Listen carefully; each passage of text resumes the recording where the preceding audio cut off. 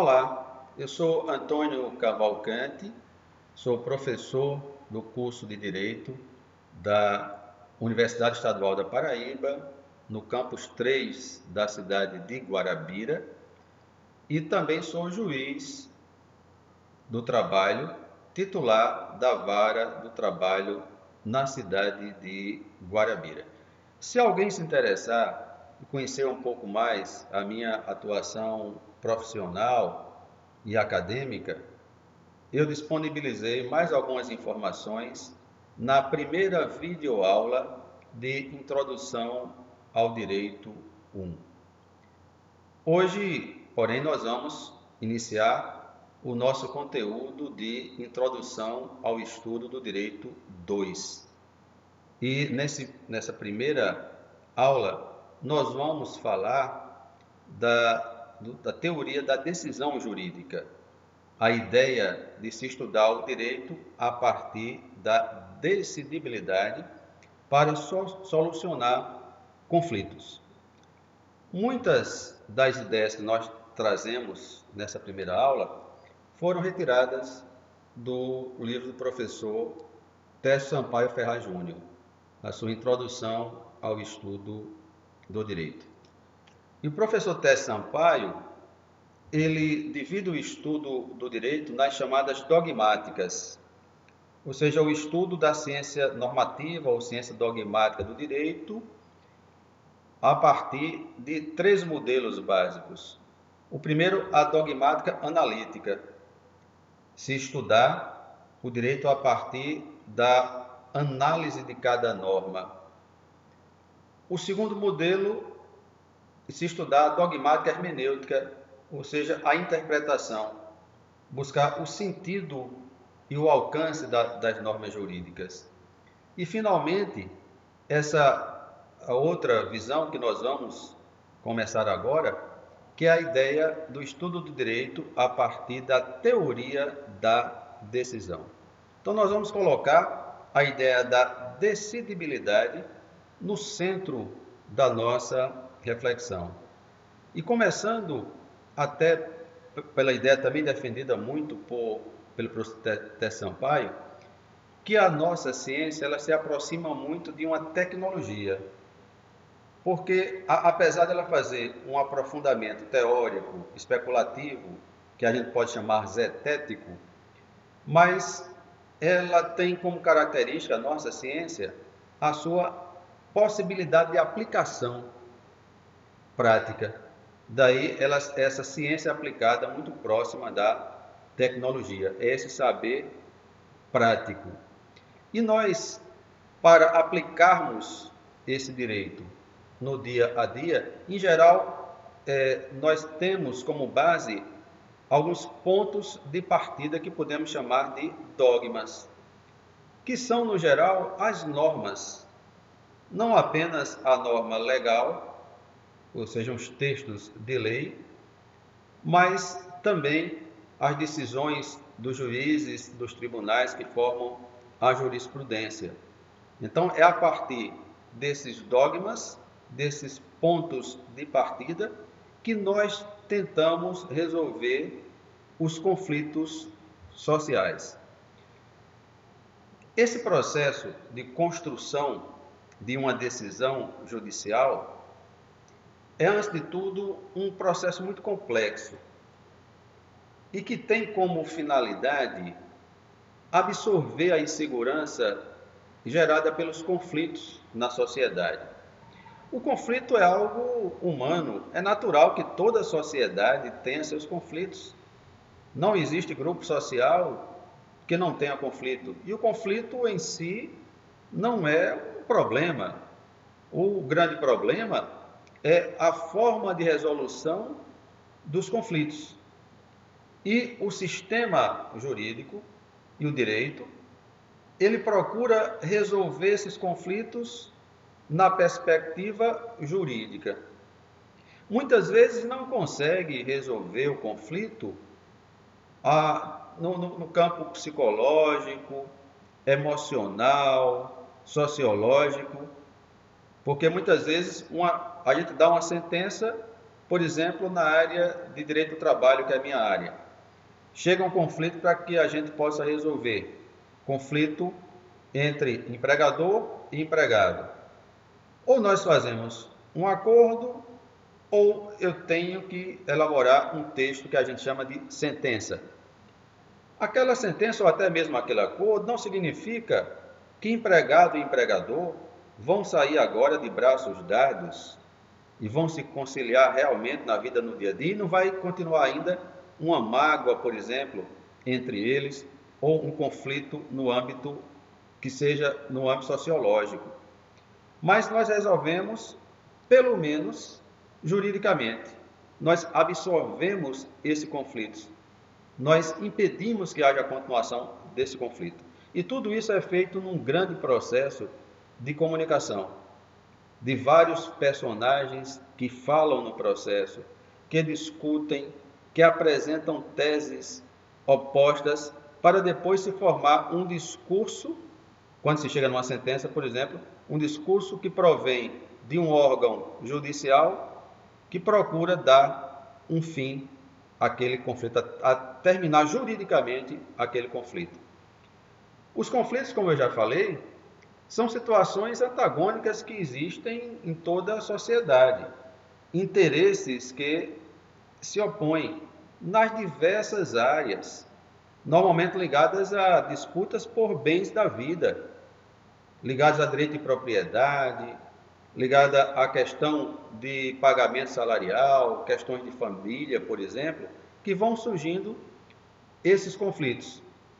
E o direito, que deve ser essa ordem de paz, de pacificação de conflitos, e aí eu lembro o livro célebre de Ehring, A Luta pelo Direito, que certamente muitos já leram, e é um livro que eu sempre recomendo. E o Ehring vai dizer logo na abertura do seu livro, no primeiro capítulo, que o fim do direito é a paz. Isso é uma coisa tão bonita que eu gosto de repetir. Se a finalidade do direito é a paz, nós, profissionais do direito, deveríamos ser mensageiros da paz. Só que ele completa, mas o meio de atingir essa paz é a luta. Não há como a gente atingir essa paz sem que haja a luta pelo direito. Então, o conflito ele pode ser resolvido por essa ordem de paz. Mas, ao mesmo tempo, o direito, quando, por exemplo, estabelece um precedente, a jurisprudência estabelece um precedente, pode também criar expectativas de que outras pessoas procurem o Poder Judiciário a fim de resolver o problema semelhante da sua vida. E essa criação de expectativas pode gerar uma certa judicialização e até criar outros e outros conflitos. Os conflitos jurídicos, eles, para serem resolvidos, têm que ser resolvidos a partir de uma pauta, que nós chamamos até aqui os pontos de partida ou os dogmas, que nós podemos chamar também de programas de decisão. Há uma certa programação, há uma certa pauta que nós utilizamos quando queremos resolver esses conflitos. Começando pelas leis. O nosso sistema é um sistema que veio do direito continental europeu, que tem como principal fonte os textos legais. Então, em geral, nós tentamos resolver os conflitos a partir da interpretação e aplicação desses textos legais. Mas, ao mesmo tempo, nós temos as decisões dos tribunais e cada vez mais nós temos a influência da jurisprudência dentro do nosso sistema jurídico. A jurisprudência, que é a fonte principal do direito lá dos países anglo-saxões, mas ganha uma importância muito grande também no nosso sistema. Algumas vezes recorremos para os ensinamentos dos cientistas do direito, que nós chamamos de doutrinadores, e utilizamos muito de regras de hermenêutica jurídica e aplicação do direito.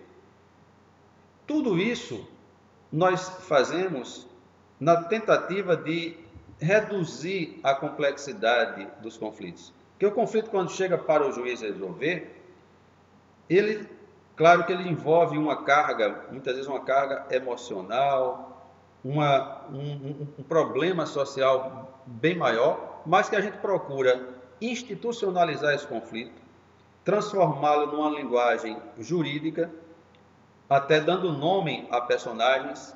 Chamamos, por exemplo, aquele que entra com a ação na justiça de autor, ou no caso da justiça do trabalho, chamamos até de reclamante. E o outro que está do outro lado, nós chamamos de réu, ou reclamado. E alguém que representa o Estado exerce esse papel social importante do julgador, do juiz. Então, o conflito ele é institucionalizado, se reduz a sua complexidade e tenta resolver esse conflito juridicamente. Mas não apenas no Poder Judiciário é possível se resolver conflitos. No nosso país, nós temos muitas e muitas ações judiciais.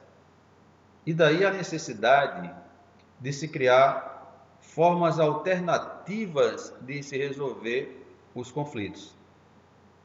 Entre elas se destaca, além da questão da própria conciliação que nós fazemos, tanto judicialmente quanto extrajudicialmente. Mas destacam-se também a mediação e a arbitragem. Na mediação, uma terceira pessoa tenta ajudar, ou procura ajudar, os outros que estão no conflito a eles próprios descobrirem a melhor solução para resolver aquela situação. O mediador não vai dar uma sentença, o mediador não vai fazer um laudo arbitral, ele vai ser um facilitador do diálogo entre essas pessoas que estão envolvidas no conflito. Já na arbitragem, o árbitro é aquele que é escolhido pelas partes envolvidas no conflito, alguém que é especialista naquela área em que o conflito está se dando, e as partes aceitam que aquele terceiro, que não é um juiz, mas é um árbitro, ele faça o chamado laudo arbitral. E aí ele vai sugerir, vai dar aquela decisão que as partes vão ter que aceitar. Inclusive, esse laudo arbitral, ele é um título executivo extrajudicial. Pode ser executado no Poder Judiciário. E cada vez mais é importante que a gente tenha essas formas alternativas para não sobrecarregar tanto o Poder Judiciário e as partes também poderem ter outras formas de resolver de maneira talvez até mais rápida, mais próxima delas, a ter acesso a outras formas para resolver esses conflitos. A solução do conflito, principalmente quando se dá pela decisão judicial, ela tem uma função de controlar o comportamento. Porque a partir da decisão que é dada por um julgador, por um órgão específico do Poder Judiciário, aquela decisão ela pode ir formando aquilo que nós chamamos de precedente. E quando se tem um precedente, aquele modelo pode passar a ser aplicado a outros e outros casos. E ajuda para controlar o comportamento das pessoas em sociedade. Algumas vezes, até essas decisões, quando vêm do Poder Judiciário, elas são tão amplas que têm um efeito praticamente igual a de uma norma legal. Por exemplo, no Brasil, nós tivemos várias decisões dadas pelo Supremo Tribunal Federal, e eu posso aqui me lembrar do exemplo da união homoafetiva, ou até da interrupção da gravidez de anencéfalo, que foram normas criadas pelo julgador pelo Supremo Tribunal Federal, quando eu falo norma, foi uma jurisprudência, uma decisão judicial, que interpretou o texto legal de tal forma que criou um precedente a ser aplicado em todo o território nacional. E com isso contribuiu para orientar, para controlar, para regular o comportamento das pessoas em sociedade. E esse poder decisório, ele tem, ao mesmo tempo, esse aspecto de um poder de direito, já que ele provém de um órgão formal, institucionalizado, e, ao mesmo tempo, um poder de fato, de eficácia. Uma decisão como essas que eu me referi, do Supremo Tribunal Federal, ela tem repercussão prática na vida das pessoas, então há também esse poder de fato. E o Tércio Sampaio Ferraz, ele estuda essa decisão, a decisão judicial, enfatizando dois aspectos básicos. Um aspecto ele chama de aspecto interno e o outro o externo. O aspecto interno, chamado por ele de controle de disciplina, é aquele que toma como base a programação da pauta interna do ordenamento jurídico. Que pauta interna é essa? Aquilo que eu já falei anteriormente, os textos legais, a jurisprudência dos tribunais, pode ser também um costume jurídico, embora no nosso sistema o costume não seja tão utilizado, mas nós procuramos resolver os conflitos com base nesses elementos de dentro do próprio ordenamento jurídico. E o aspecto externo, ele vai dizer que é muito mais a influência do contexto e vai estar muito expresso na questão retórica. Então, por exemplo, a situação econômica do país, a situação política, os valores que predominam em determinado momento, levam o julgador a se direcionar para determinada decisão. E é muito forte nesse aspecto externo a questão da retórica. E a gente vai observar como a retórica cada vez mais ganha força e até tem sido objeto de estudo no âmbito da ciência jurídica. Houve uma época que a retórica foi colocada um pouco de lado, porque algumas pessoas relacionavam retórica apenas a floreio verbal. Se dizia a um certo palavrório. Mas, a bem da verdade, retórica é uma arte de utilizar a palavra para o convencimento do auditório. Então, veja como a retórica é importante, por exemplo, num tribunal de júri. Então, no tribunal de júri, se reúne a comunidade, aqueles jurados que representam a sociedade, para se tentar democratizar a forma do julgamento. E ali vai se utilizar muito do processo retórico de convencimento de determinadas teses para influenciar aquele auditório. Ou mesmo no julgamento perante os tribunais, em que o advogado faz a sua sustentação oral e se utiliza de aspectos retóricos vinculados não apenas a aspectos internos, a questão da legislação ou da jurisprudência, mas também a aspectos do próprio contexto em que as pessoas estão vivendo. Daí há essa discussão, essa questão que o professor Tércio Sampaio coloca, desses aspectos internos e aspectos externos para o controle do conflito e da decisão. Então, em linhas gerais, é essa introdução que nós colocamos para começar as nossas discussões nas aulas subsequentes relacionadas à decisão, à decidibilidade, ligada também à hermenêutica e à aplicação de direito e à argumentação jurídica. Então, tudo isso vai ser detalhado, vai ser desenvolvido nas aulas posteriores.